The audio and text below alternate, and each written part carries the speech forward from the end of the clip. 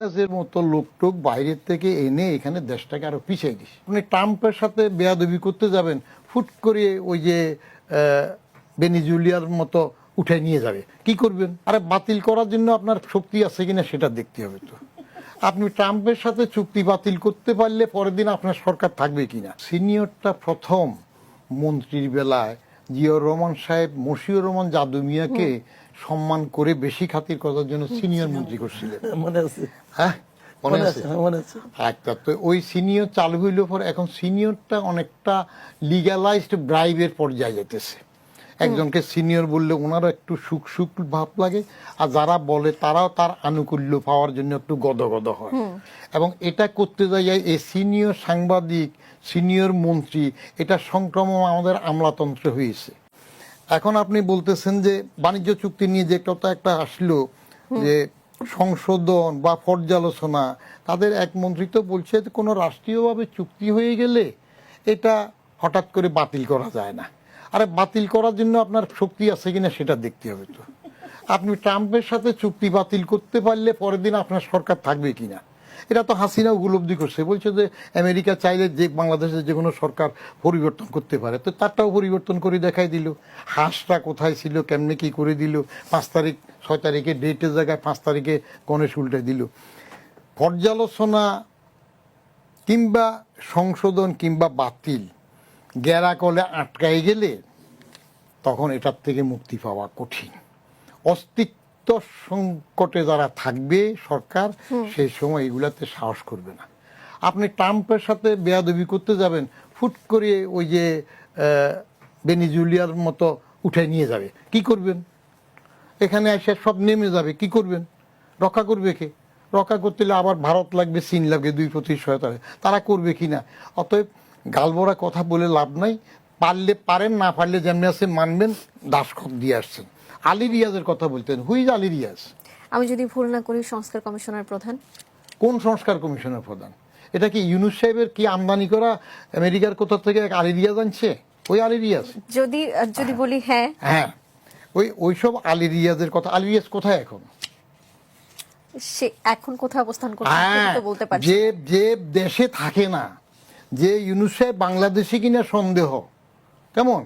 ওই রোহিঙ্গার ওইখানে গেলে জাতিসংঘের কি একটা অকার্যকর সংস্থা জাতিসংঘ আছে না, ওইটার প্রধানের সাথে জেনারেল সেক্রেটারির সাথে টুপি মাথায় দিলে একবার হলো, তারপরে রোহিঙ্গাতে যাইয়া ঈদ করবে বললো।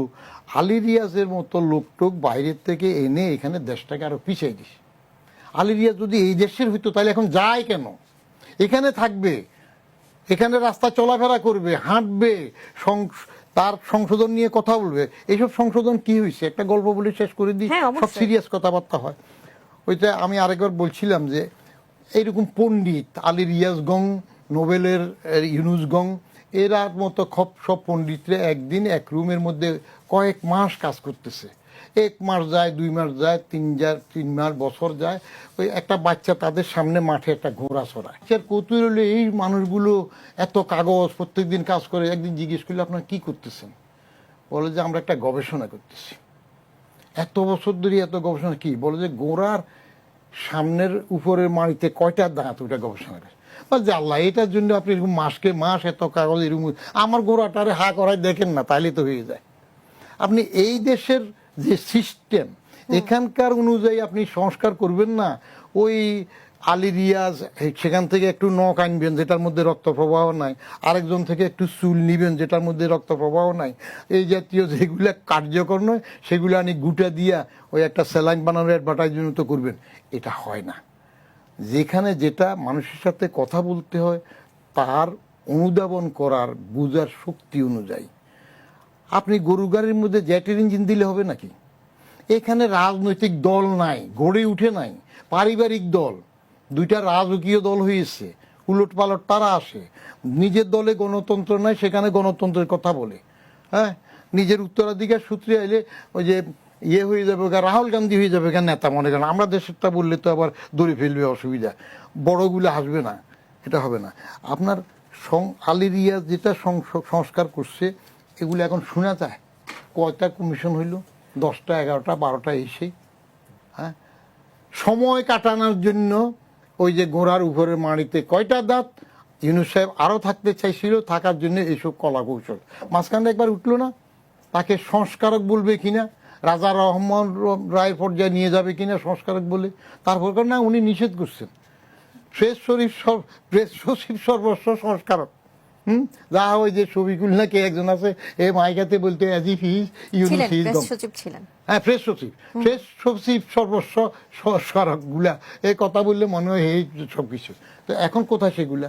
আমাদের ধৈর্য সহ্য কম, সহিষ্ণুতা কম। মাত্র সরকারটা আসলো 3 মাস হইল, এখনই এত অভিযোগ করলে সরকার মনে কষ্ট পায় না? এরা এইটুকু বুঝতে চায় না আর কি। কিছু একটু দলীয়করণ করলে করছে আর কি, না হয় বাংলাদেশ ব্যাংকে গভর্নর একটা না হয় দিয়ে দিল আর কি। এত ওভারহুইলমিং মেজরিটিতে আসার পরে তারা যদি একটু নিজের লোক দে, বিশ্বস্ত লোক দে, এটা সমালোচনা করা তো অনেক সময় বেয়াদবি মনে হইতে পারে। হ্যাঁ, দেশ উন্নতির জন্য নিজের লোক দিতে হয়, তা দেবে।